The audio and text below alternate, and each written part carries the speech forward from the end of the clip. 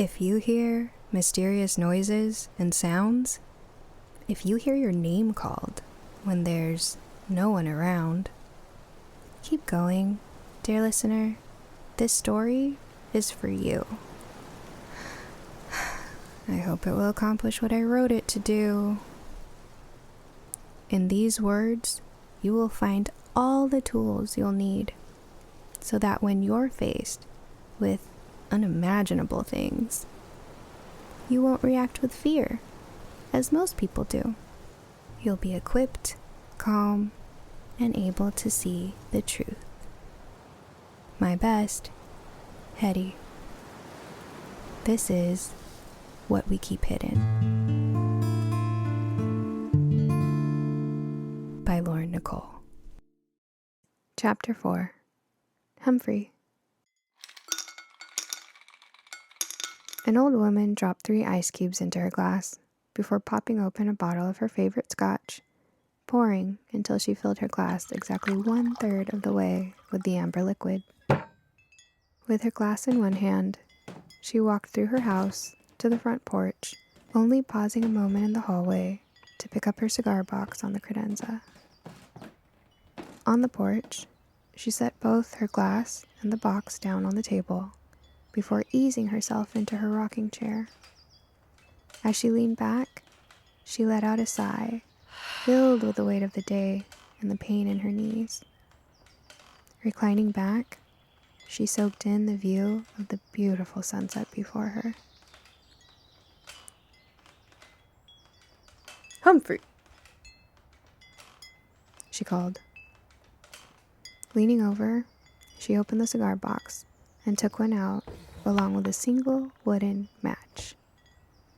She held the cigar up under her nose and inhaled deeply as a small smile curled the corners of her wrinkled mouth. She struck the match on the side of the box before holding it up to light the cigar.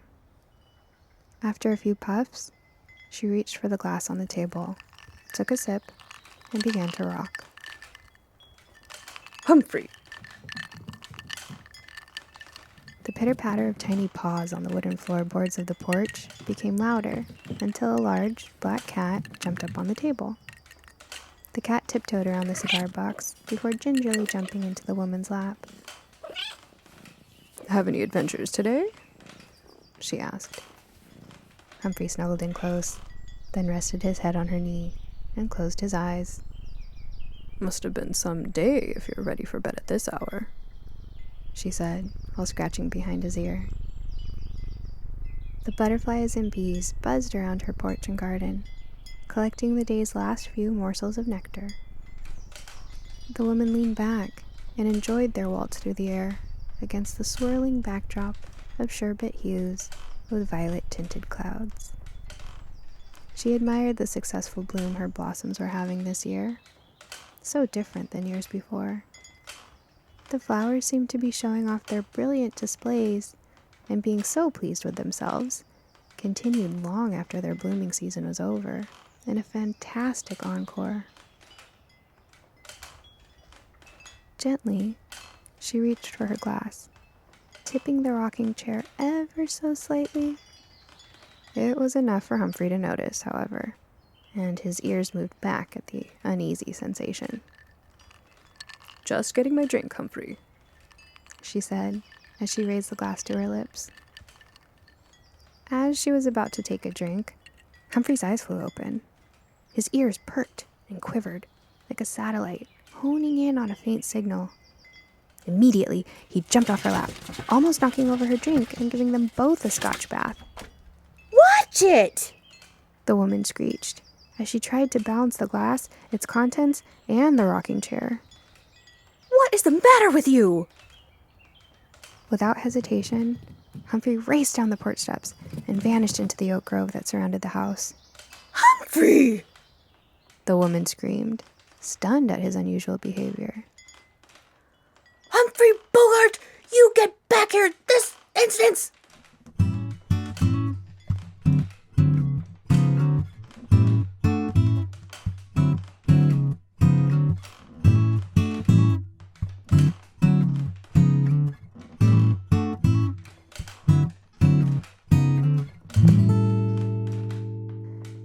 lost all hope of finding Lucy. What started out as a run had now slowed to a hastened walk. I held my aching ribs on my left side as hot tears streamed down my face. Lucy! My hoarse voice screamed, raspily. I don't know why I even expected a reply. Even when she was sitting right next to me, she never answered when I called her. One of her many quirks, Mrs. Mom said. Lucy, I half whispered as I kicked a twig out from under my foot, stumbling with exhaustion. The thought of giving up and going back to get Mrs. Mom flashed across my mind when I heard it. Swish, swish. I looked ahead, and there was Lucy's tail, wagging. She was sitting and waiting patiently while staring up at a tree. I mustered what little energy I had left and ran to her, throwing my arms around her neck and giving her a great big hug.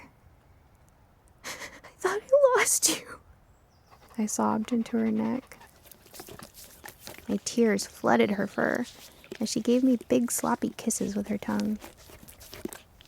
After holding her long enough to feel safe again, I rolled over and sat down on the ground next to her. Stretching my legs out, I leaned back on my elbows to try and catch my breath.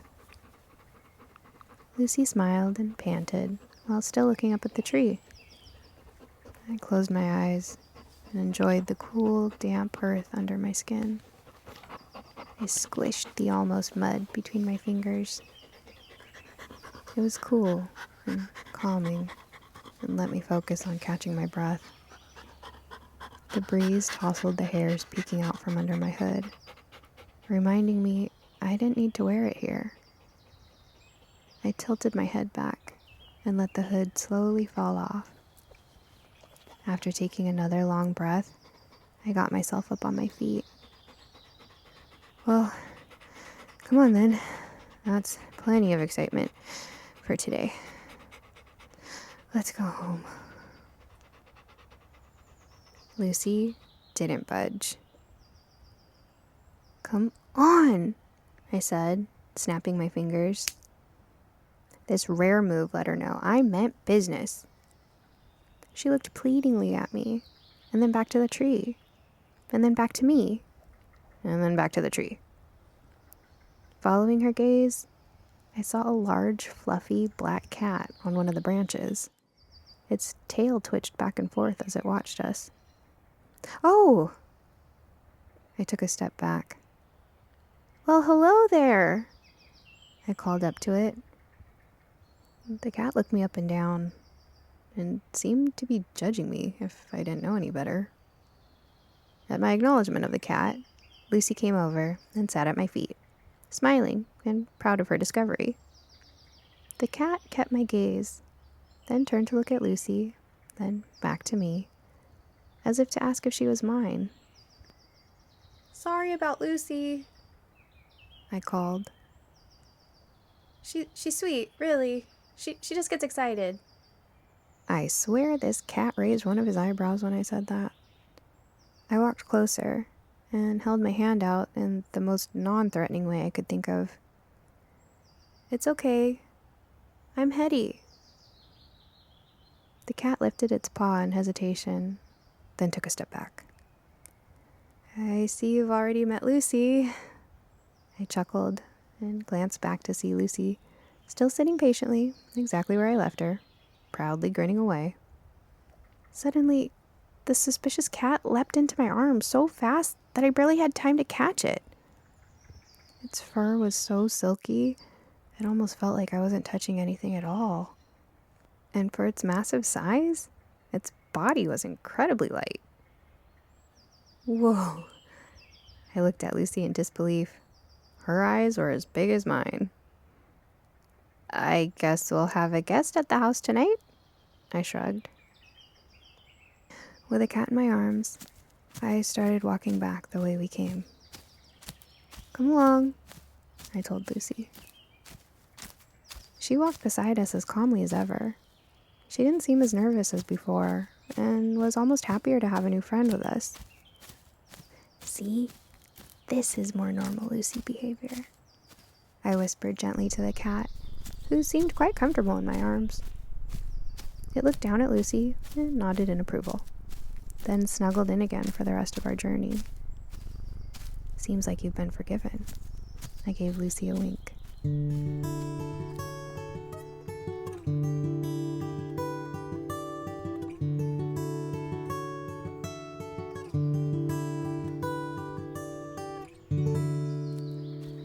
We continued for a while, finally reaching the place where Lucy initially ran off, when the cat started to stir. I wonder where you came from, I asked. With a yawn, the cat opened his eyes and sniffed the air. His ears went back and forth, as if honing in on a radar signal. Then, just as suddenly as he leapt into my arms, he leapt right out of them and disappeared into the bushes farther up ahead. Humphrey Bogart, there you are. The faint voice shouted. What on earth's gotten into you? Shocked, I looked at Lucy, who stared back at me, looking just as surprised. Intrigued, we both started walking toward the voice.